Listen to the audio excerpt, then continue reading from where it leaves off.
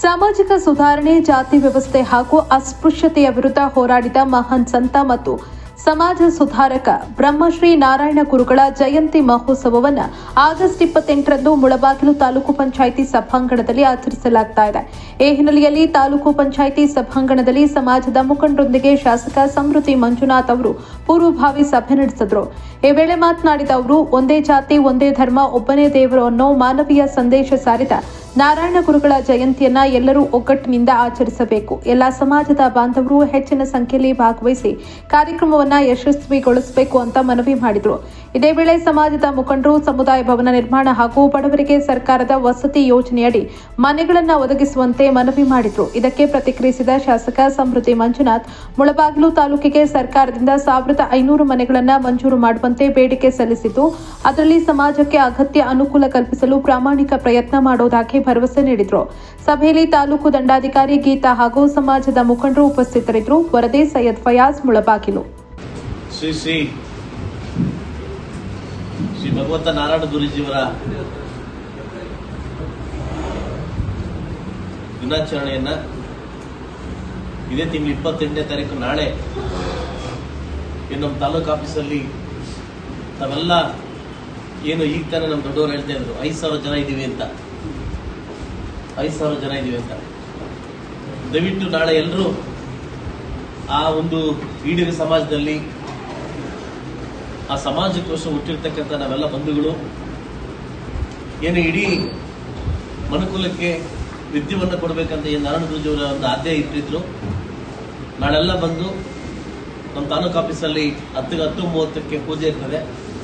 ನಾವೆಲ್ಲ ಬಂದು ಭಾಗವಹಿಸಿ ಆ ನಾರಾಯಣ ಗುರುಜಿಯವರ ಆ ದಿನಾಚರಣೆಯನ್ನ ಅರ್ಥಗರ್ಭಿತವಾಗಿ ಮಾಡಬೇಕಂತ ತಮ್ಮನ್ನೆಲ್ಲ ಈಡಿಗ ಸಮಾಜದಲ್ಲಿ ಕೇಳ್ಕೊಂತ ಇದ್ದೀನಿ. ಈಗ ತಾನೇ ನಮ್ಮ ಸಮಾಜದ ಮುಖ್ಯಸ್ಥರು ಮತ್ತು ನನ್ನ ಮುಖಂಡರಾಗಿರ್ತಕ್ಕಂಥ ಸನ್ಮಾನ ಶ್ರೀ ದೊಡ್ಡವರು ಹೇಳಿದ್ದಾರೆ, ಏನು ನಮ್ಮ ಸಮಾಜಕ್ಕೆ ಮನೆಗಳು ತುಂಬಾ ಕಡಿಮೆ ಬಂದಿದ್ದೇವೆ ಅಂತ.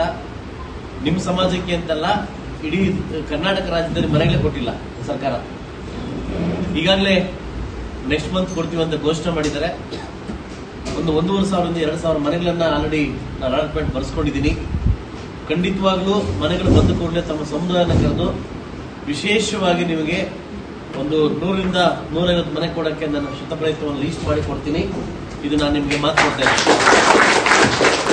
ಈಗಾಗಲೇ ನನ್ನ ಮುಖಂಡರು, ಯುವ ಮುಖಂಡರಾಗಿರ್ತಕ್ಕಂಥ ಗಂಗಾಧರ್ ಅವರು ಕಳೆದ 3 ದಿವಸಗಳಿಂದ ಮನೆಗೆ ಬಂದು ಕುಲಂಕುಷವಾಗಿ ಮಾತಾಡಿ ಸಮುದಾಯದ ಕುಂದುಕೊರತೆಗಳ ಬಗ್ಗೆ ತುಂಬಾ ಮಾತಾಡಿದ್ದಾರೆ. ಅದೇನು ಗೊತ್ತಾಗುತ್ತೆ ಗೊತ್ತಿಲ್ಲ, ನನಗಂತೂ ಗೊತ್ತಿಲ್ಲ ಖರಾಬ್ ಜಮೀನು ಎಲ್ಲಿದೆ ಅಂತ. ನಿಮ್ಮ ಮಾತ್ರ ಗೊತ್ತಾಗ್ತದೆ.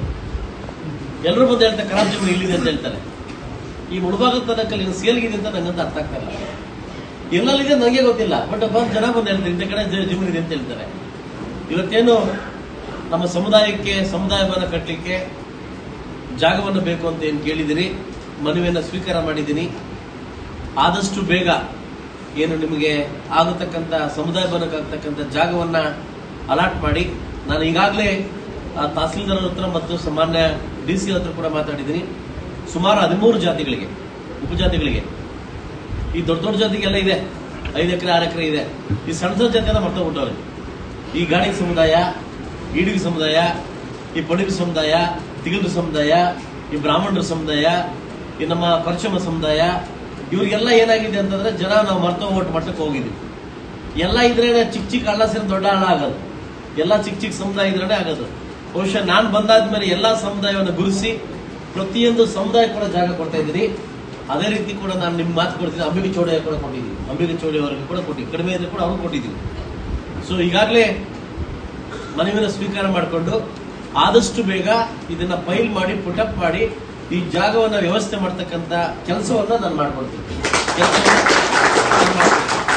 ಅದರಿಂದ ಈ ಜಾಗ ಆದ್ಮೇಲೆ ಮತ್ತೆ ನಿಮ್ನೆಲ್ಲ ಕರೆದು ಒಂದ್ಸರಿ ಮಾತಾಡಿ ಎಷ್ಟು ಅನುದಾನ ಬೇಕೋ ನನ್ನ ಕೈಯಲ್ಲಿ ಒಂದು ಅನುದಾನವಾಗಿ. ಸೊ ನಿಮ್ ಜಾತಿಗೆ ಕೂಡ ನಾನೊಬ್ಬ ಇದೀನಿ, ಒಬ್ಬ ಶಾಸಕನಾಗಿ ಒಂದ್ ಜಾತಿಗೆ ಮಾತ್ರ ಸೀಮಿತ ಆಗಿಲ್ಲ, ಎಲ್ಲಾ ಜಾತಿಗೆ ಕೂಡ ಶಾಸಕನಾಗಿದೆ ಅಂತ ಕೆಲಸವನ್ನು ನಾನು ಮಾಡ್ಕೊಡಕ್ಕೆ ಪ್ರಯತ್ನ ಮಾಡ್ತೀನಿ. ಇದೇ ವರ್ಷದಲ್ಲಿ ಕೆಲಸ ಮುಗಿಸ್ಕೊಡ್ತೀನಿ. ಇದೇ ವರ್ಷ ಈ ಕೆಲಸ.